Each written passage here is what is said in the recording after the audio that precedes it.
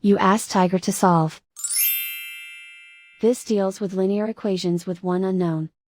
The final result is r equals -8. Let's solve it step by step. Simplify the expression. Simplify the arithmetic.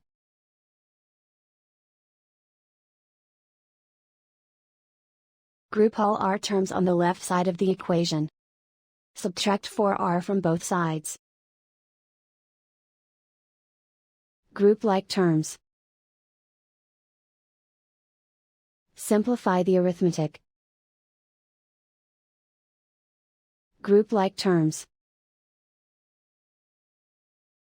Simplify the arithmetic.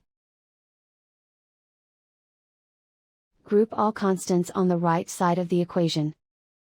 Subtract 5 from both sides. Simplify the arithmetic.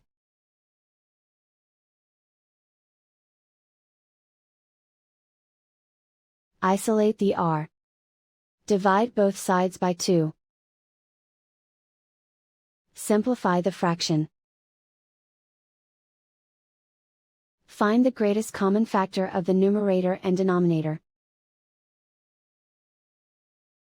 Factor out and cancel the greatest common factor.